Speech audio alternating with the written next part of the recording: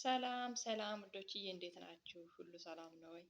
እኔ እግዚአብሔር የተመሰገነ ይሁን። እኔ ጋር ሁሉ መልካም ነው። ረመዳን በሰላም አለፈ፣ እግዚአብሔር ይመስገን። ያው አሁን ትንሽ እንግዳ ይበዛል። ያው ይሁን ተመስገን ነው። እንግዳ እንዴት ነው? በዛባችሁ እናንተ ጋር? እኔ ጋር ምንም አይልም፣ እግዚአብሔር ይመስገን። የሚቀጥለውንም እሱ ያውቃል። እና ባለፈው ስለ ቅባት ትንሽ እንትን ብዬ አውርቼ ነበር እና ዛሬ ልጨርስላችሁ እስኪ። መጀመሪያ ፀጉሬን ይኸውት እንዴት እንደተሰራው ሹሩባ ሹሩባ ከላይ ሹሩባ ነው፣ ከታች ደግሞ ቁጥጥር ነው። እኔ እንደዚህ ይመቸኛል፣ ለዛ ነው እንደዚህ የተሰራሁት። እና ለማንኛውም ስለ ቅባት ልጨርስላችሁ።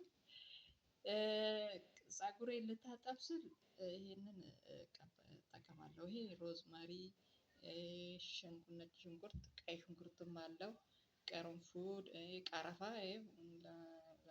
ቀረፋ እዚህ ጋር ትንሽ ይታያል። ዝም ብዬ ውስጡን እከታለሁ። መጀመሪያም ስሰራ ጨምሬበታለሁ። ይሄንን ልታጠብ ስል 1-2 ሰዓት ቀደም ብዬ እቀባለሁ። ከዛን እንትንም አለው፣ ቡና አለው። ሽንኩርት በጣም ከባድ ስለሆነ ሽታው፣ ቡና ደግሞ ለፀጉርም ቆንጆ ነው። አይታችሁ እንደሆነ እንትን ላይ ድረገጽ ላይ አለ፣ ጥሩ ነው ለፀጉር። እና እሱንም ጨምሬበት ለሽታም ደግሞ ቆንጆ ነው። ያን ያህል አይከብድም ሽንኩርቱ። እንደዛ እያረኩ ተቀብቼ 1-2 ሰዓት አቆይቼ እታጠባለሁ። ያው ኖርማል ሻምፖ ነው የምጠቀመው እኔ፣ ይሄ አይደለም፣ ኖርማል ነው የምጠቀመው። ያው እናንተ መርጣችሁ ብትጠቀሙ ቆንጆ ነው። እኔ ግን ያገኘሁትን ሳይሆን በቃ የተገዛልኝን ነው የምጠቀመው። ከዛን ደግሞ ልታጠብ ሲል ምን ጊዜም ማለት ነው ፀጉሬን ስፈታ እቺ ነገር ከሺን የገዛሁት በጣም ምርጥ ናት። ማሳጅ የሚያደርግ ነው። ፀጉራችሁን ማሳጅ አድርጉ። በዚህ ማሳጅ አደርጋለሁ፣ በእጄም አደርጋለሁ። በእርግጥ ይሄ ደግሞ ያው እጄን ጥፍሬ ምናምን ሲቆፍረኝ ቆዳዬ ትንሽ እንደ መቁሰል ነገር ሲሆንብኝ ይሄ ይሻላል። ጥፍሬ ሹል ነው፣ ለዛ ነው። እና ለዛ ይሄ በጣም ያግዛል። በጣም ቆንጆ ነው። በነገራችን ላይ ስትታጠቡ ራሱ በዚህ ፍትግ አድርጉት፣ ቆሻሻው ይወጣል በደንብ። በተለይ ፎረፎር ያለባችሁ፣ እኔ ፎረፎር አለብኝ፣ ለዛ በጣም በደንብ ፍትግ ማድረግ ያስፈልጋል። የሆነ ልጥፍ የሚል ነገር አለ ፎረፎር፣ እንደዛ ነው የሚሆነው። ያለባችሁ ሰዎች ታውቁታላችሁ። ለዛ ቆንጆ ነው። ደግሞ ከታጠብኩኝ በኋላ ደግሞ ይሄንን ልክ እንደቀደሙ ቅባት እንትን አልማ አይደለም፣ አልማው ሲያልቅ እቃውን አልጣልኩትም። አሁንም ይሄ ሮዝመሪ ቅርንፉድ፣ ቀረፋ እና ጥቁር አዝሙድ አድርጌ እሱ አንድ ላይ ሰርቼ፣ ብቻውን አይደለም፣ ይሄ አልማ ቅባት ነው። በጣም ቆንጆ ነው። እኔ ወድጄዋለሁ። የትኛውም ቅባት እናንተ የሚመቻችሁ ቀላቅላችሁ ተቀቡ፣ ወይ ደግሞ ለብቻውንም ብትቀቡ ጥሩ ነው። እኔ እንደዚህ ቀላቅዬ ነው የምቀባው።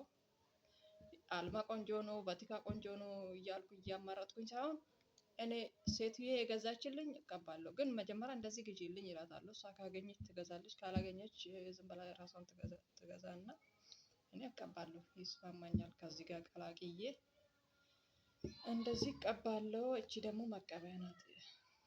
እቺ ነገር በጣም ውድ ናት።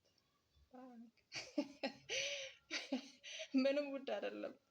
ሴትዮ የፀጉር ቅባት ምን ነው ቀለም ስትቀባ፣ ቀለም የምትቀቡ ሰዎች ታውቁታላችሁ። ይሄንን በዚህ ነው የምትቀባ። እሷ ተቀብታ ጣል ስታደርግ ወደ ቆሻሻ፣ እኔ እናቴ ሳያት የቅባት መቀባት ሆናለች እቺ ነገር ብዬ ወስጄ እጥብ ኖሮ በዘዴ አጠብኳትና ተጠቀምኩባት። አሁን 3 ፍሬ ምናምን አለኝ። እለቅማለሁ፣ ለቅሜ እጠቀምበታለሁ እኔ። እና በእንደዚህ አይነት ነገር ተጠቀሙ። በጣም ቆንጆ ነው። ለነገራችን ላይ እንደዚህ አይነት የሚሸጥም አለ፣ ታውቁታላችሁ። ሳልገዛ እንግዲህ እኔ ቤት ውስጥ አገኘው ማለት ነው። እንደዚህ እያደረግን ፀጉራችን መንከባከብ ግድ ነው። ፀጉር ካላንከባከብነው ባለፈው እንዳልኳችሁ እንደ ልጅ ነው። የምሬን ነው። ከያዝነው ቆንጆ ይሆናል፣ ከተውነው ደግሞ አመድ ነው የሚሆነው። የኔ ፀጉር የሆነ የሆነ ጊዜ አስገባላችኋለሁ እንዴት እንደሆነ። በነገራችን ላይ መጀመሪያም ቆንጆ ነው ፀጉሬ፣ እግዚአብሔር ይመስገን። በጣም ምርጥ ፀጉር ነው ያለኝ። እግዚአብሔር የተመሰገነ ይሁን። እናንተም ደግሞ ያላችሁትን ተንከባከቡ። በመጀመሪያም ቆንጆ ሆኖም መጨረሻ ላይ የሚበላሽ አለ። ብቻ አያያዝ ነው። ከእንትን ካላችሁ ቀለሙ ማን ነው ቁመቱ እንኳን ረዥም ባይሆንላችሁ መልኩ ከለሩ ቆንጆ ይሆንላቸዋል። በቃ እንደዚህ ጥቁር። እኔ አሁን በህይወቴ ፀጉሬን ቀለም ተቀብቼ አላውቅም። ይሄ አሁን ኖርማል የተፈጥሮ ነው፣ ጥቁር ነው ፀጉሬ። እግዚአብሔር ይመስገን እንደዚህ እያረኩኝ እየተንከባከብኩኝ ነው። ያው መጀመሪያ ተበላሽቶ ነበር መጀመሪያ። አሁን ከ195 ምናምን ተመልሷል እና መጨረሻም እግዚአብሔር ያውቃል። እኔም እንግዲህ ከዚህ በኋላ እንከባከባለሁ ብዬ አስቤያለሁ። እናንተም እንደዛ እያደረጋችሁ ራሳችሁን ጠብቁ። ተፈጥሮን የመሰለ ነገር የለም። የምን ሁማን ሄር ነው? የምን ህንድ ፀጉር ነው? የራሳችንን ፀጉር መንከባከብ። ረዥም አይደለም ብላችሁ ማማራር ሳይሆን ዋና በቃ የሆነ የሚያምር ፀጉር እንዲሆን፣ የሆነ ደስ የሚል አመዳማ ሳይሆን ደስ የሚል ፀጉር የለም። እንደዛ ከሆነ ራሱ በቂ ነው። ግዴታ ረዣዥም መሆን አይደለም። ረዣዥም በጣም ያስቸግራል። ረዣዥም ያስቸግራል። አስቸግርም አይደለም። በጣም ከረዘመም ያው በጣም ስል ደግሞ ላይመጣም ይችላል። ግን በቃ ያለንን ነገር መንከባከብ በሚለው እንዝጋውና እግዚአብሔር ከእናንተ ጋር ይሁን። ሰብስክራይብ አድርጉልኝ በእናታችሁ እያያችሁት። እስቲ ምንም እኮ አያስከፍልም፣ አያስከፍልም። ለእኔ ግን ይጠቅመኛል። ሰብስክራይብ አድርጉልኝ፣ ላይክ ሼር አድርጉ። በጣም ወዳቸዋለሁ። እንግዲህ አብረን ብዙ ቆይታ፣ ቆንጆ ጥሩ ቆይታ አብረን ይኖረናል ብዬ አስባለሁ። እስከዛ ድረስ ሰላም ሆኖልኝ። ባይ ባይ።